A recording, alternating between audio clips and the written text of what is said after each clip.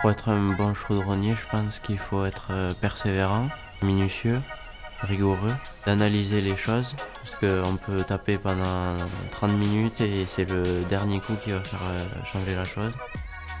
Il faut un savoir-faire, il faut aller doucement, il faut être patient, il faut être dans le rythme. Enfin, il faut être en accord avec ses mains et sa pièce, quoi. Je travaille à Saint-Éloi, j'ai 19 ans, je suis soudeur. J'ai reçu une formation de chaudronnier au lycée Airbus. Avec la formation qu'on a reçue au lycée, on est amené à travailler dans différents secteurs. Par exemple, le secteur des moyens, composé de presses et de machines laser, qui vont détourer des pièces ou presser des pièces, pour ensuite les amener dans le secteur de la reprise main. Donc là, on a le métier de base du chaudronnier, c'est redresser des pièces qui ont été formées auparavant, par rapport à un gabarit, à l'aide de marteaux et de tas. Certaines pièces vont être soudées, on va monter la pièce sur l'outil, effectuer plusieurs points pour ensuite l'amener dans une boîte à gants.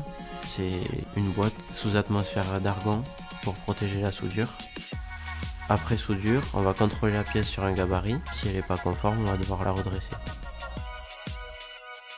À la base, je savais pas du tout ce que c'était le métier de chaudronnier. Quand je suis rentré au lycée, je savais que je voulais faire un métier manuel. Ce qui m'a intéressé, c'est la diversité du métier. L'apprentissage du métier de chaudronnier au lycée Airbus s'effectue en 3 étapes. La première étape, on va réaliser des opérations manuelles. Donc on va apprendre vraiment les bases du métier. Dans cette deuxième étape, on va aller plus vers des moyens numériques.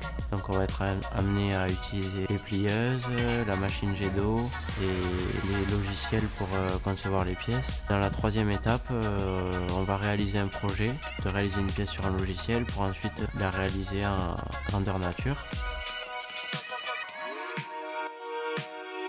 Ce que j'applique aujourd'hui dans mon métier, c'est dans la continuité de ce qu'on nous a appris au lycée, mais avec l'expérience, on va développer notre savoir-faire. Ce que j'aime le plus dans mon métier, c'est souder.